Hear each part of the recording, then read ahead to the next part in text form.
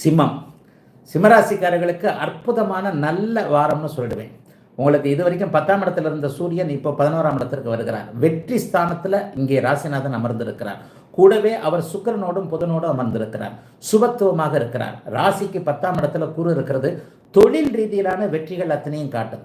அதிலேயும் பொதுவாக பொது வாழ்க்கையில் இருக்கக்கூடிய சிம்மராசிக்கார அரசியல்வாதிகள் எல்லோருக்குமே பட்டம் பதவிகள் போன்றவைகள் கிடைக்கக்கூடிய நல்ல தன்மை, வெற்றிகள் வழக்கில் வெற்றிகள் கிடைக்கக்கூடிய தன்மை, யாரை ஜெயிக்கணும் எதை ஜெயிக்கணும்னு நினச்சிருந்தீங்களோ அதெல்லாம் கிடைக்கக்கூடிய அமைப்பு, மனக்கட்டுப்பாடு இருக்கக்கூடிய அமைப்பு, திருமணம் ஆகாத இளைஞர்களுக்கு வாழ்க்கை துணை 2-11 கூடியவரோடு இப்போ ராசிநாதன் இணைஞ்சிருக்கிறாரு. இந்த வாரத்தின் இறுதியில் 2ஆம் இடத்துல சந்திரன் வந்து குருவின் பார்வையில் இருக்கிறது.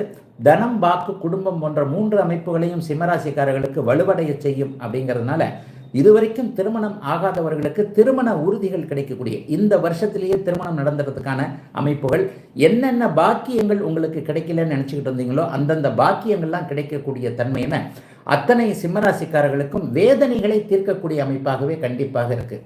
ஐயா நல்லதாக சொல்கிறீங்களே, ஏதாவது சாதகமற்ற தன்மைகள் இல்லையா அப்படின்னு பார்த்தீங்கன்னா, வாரத்தின் நடுப்பகுதியில் செவ்வாய்க்கிழமை புதன்கிழமையில் சனியின் பார்வையில் சந்திரன் வருவார்.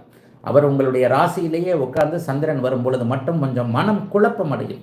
எதை செய்கிறது, இதை நம்புறதா அதை நம்புறதா, அல்லது இவர் நல்லவரா அவர் நல்லவரா என்பது போன்ற 7ஆம் இடத்தில் இருக்கக்கூடிய சனியின் பார்வை ராசியில் அமர்ந்திருக்கக்கூடிய சந்திரனின் மீது விழுகிறதுனால செவ்வாய் புதன் வியாழன் ஆகிய 3 நாட்கள், அல்லது குறிப்பாக புதன் வியாழன் ஆகிய 2 நாட்களில் குழப்பங்கள் அதிகமாக இருக்கும். அந்த நேரத்தில் மட்டும் வீட்டில் இருக்கிற பெரியவங்க அல்லது பக்கத்தில் இருக்கின்ற உங்கள் மேலே அக்கறை உள்ளவர்கள் என்று நீங்கள் நினைக்கக்கூடிய ஒரு வயதானவரோ அல்லது உங்களுடைய சக வயதினரோ அடுத்தவர்கிட்ட ஒரு ஆலோசனை கேட்டுக்கிட்டு ஒரு முடிவெடுக்கக்கூடிய மிடில் 2 நாட்கள் கொஞ்சம் குழப்பமான நாட்களாக இருக்கும்.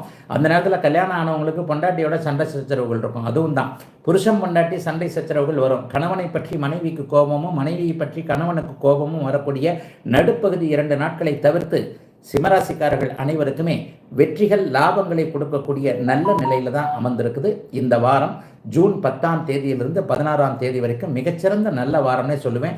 5 நாட்கள் வெற்றிகளை கொடுக்கக்கூடிய நல்ல அமைப்பு இப்போது உண்டு.